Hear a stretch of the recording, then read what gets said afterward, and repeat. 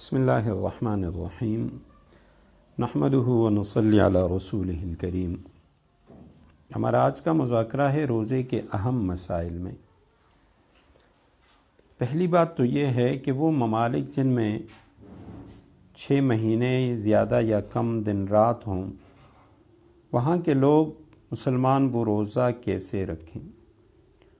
تو دنیا کے جن خطوں میں 6 مہینے یا کم زیادہ کا دن اور اسی طرح 6 مہینے یا کم زیادہ کی رات ہوتی ہے، وہاں نماز روزہ کے اوقات کے تعین کے لیے علماء نے مختلف طریقے لکھے ہیں۔ ان میں ایک طریقہ یہ ہے کہ ان کے قریبی جو معتدل اوقات والے ملک ہیں، جو ان کے قریبی ملک ہوں معتدل درمیانے اوقات والے، تو ان کے جو اوقات ہیں ان کو معیار بنایا جائے گا اور رات دن کے بارے میں وہاں کے نظام الاوقات کے مطابق وہ نماز پڑھیں گے اور اسی طرح روزہ وغیرہ ادا کریں گے۔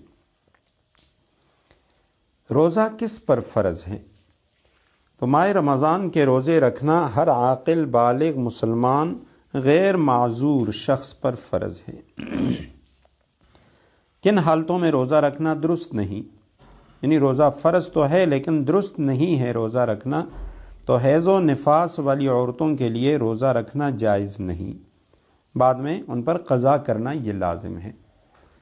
اسی طرح وہ عذر، وہ اعذار کے جن کی وجہ سے روزہ نہ رکھنا مباح ہے، یعنی اگر وہ روزہ نہیں رکھتے تو ان کو گناہ نہیں ہوتا، ان کے لیے روزہ چھوڑ دینا وہ جائز ہے۔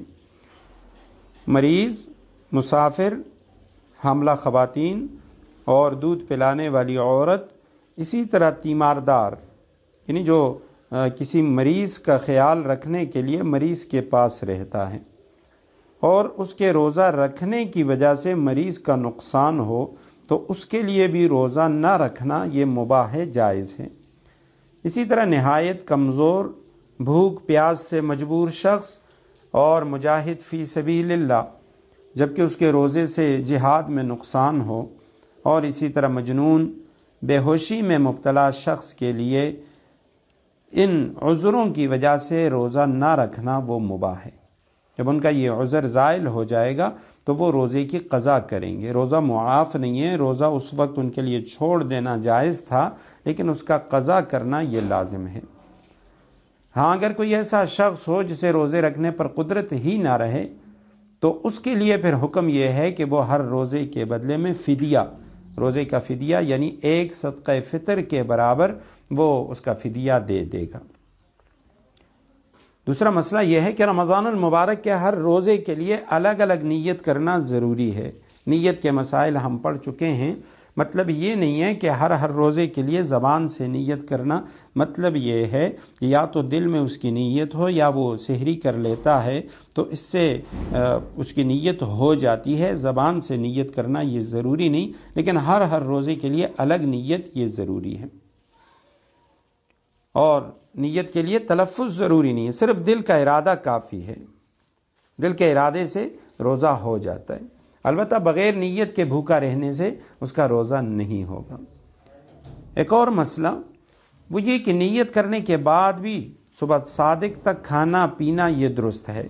مثلا آج کل اگر 4:25 پہ صبح صادق کا وقت ہے تو اگر ایک شخص نے 4 بجے اس نے سحری کر لی، اب اس نے نیت بھی کر لی، یا جس طرح بعض لوگ وہ دعا پڑھتے ہیں اس نے دعا بھی پڑھ لی، تو اب ضروری نہیں کہ دعا پڑھنے کے بعد اب اس کے لیے کھانا پینا وہ حرام ہو گیا، اس کا یعنی روزہ شروع ہو گیا، نہیں، بلکہ صبح صادق تک اس کے لیے کھانا پینا یہ جائز ہے۔ جیسے ہی صبح صادق کا وقت ہوگا یعنی سحری کا وقت ختم ہوگا، اب اس کے بعد اس کے لیے کھانا پینا درست نہیں۔ اور اسی طرح سحری کھانا یہ مسنون ہے، سنت عمل ہے، اس کے بڑے فضائل ہیں۔ لیکن اگر کوئی شخص سحری کھائے بغیر ہی روزے کی نیت کر لے تو بھی اس کا روزہ درست ہو جائے گا، ہاں جو سحری کی برکت ہے اس سے وہ محروم رہے گا۔ رمضان المبارک کے روزوں کے لیے رات سے نیت ضروری نہیں ہے۔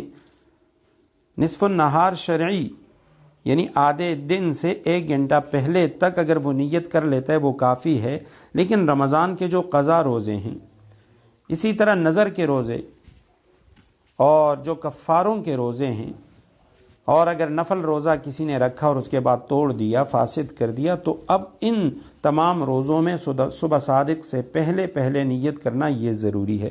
صبح صادق کے بعد اگر نیت کی جائے گی تو کافی نہیں ہوگی۔ اب ایک اور اہم مسئلہ کہ اگر عورت صبح صادق کے بعد حیض سے فارغ ہوئی تو وہ روزہ نہیں رکھے گی، یعنی صبح صادق کے بعد دن میں کسی بھی وقت حیض یا نفاس سے پاک ہوئی تو اس دن کا روزہ وہ نہیں رکھے گی، بلکہ بعد میں اس دن کی قضا کرے گی۔ البتہ روزہ داروں کی طرح شام تک کھانے پینے سے احتراز کرے گی۔ اب اس مسئلے میں تھوڑی سی تفصیل ہے کہ جو حائضہ ہے یا نفاس والی عورت ہے تو اس کے لیے روزے کا کیا حکم ہے؟ تو حیض کے زمانے میں تو نماز پڑھنا، روزہ رکھنا یہ درست نہیں۔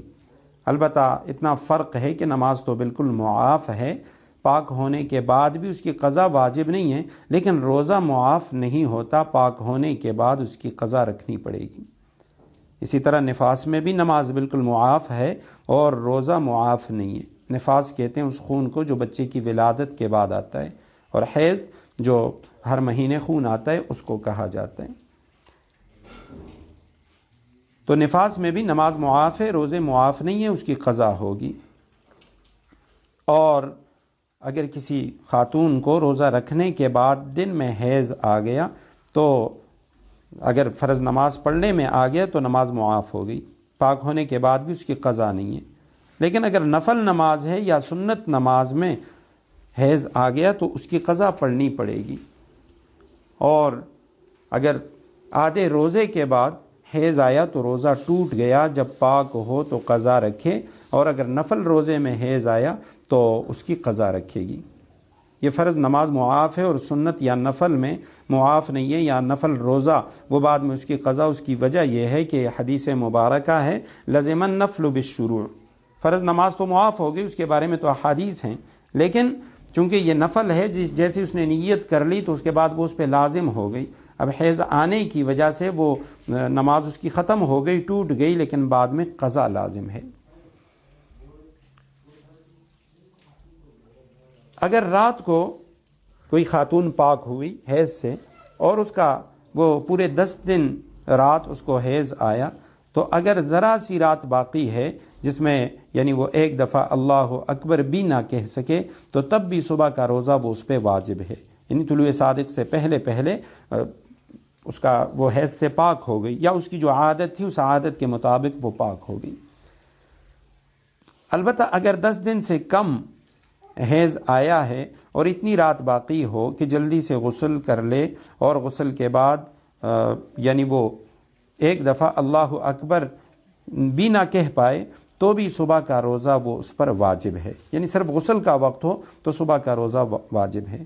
اور اگر اتنی رات تھی لیکن غسل نہیں کیا تو اب اس کے بعد وہ روزہ رکھے گی، اور دن کو جب بھی اس کو موقع ملے گا تو وہ روزہ رکھے گی۔ یعنی خلاصہ یہ ہے کہ اگر وہ ایسے وقت میں پاک ہو گئی کہ اس کو غسل کا وقت ملا، اس کے بعد تھوڑا وقت ملا، اور اس کے بعد اب اس کے لیے روزہ رکھنا ضروری ہے، چاہے اس نے غسل کیا ہے یا غسل نہیں کیا، دن میں بھی غسل کر سکتی ہے۔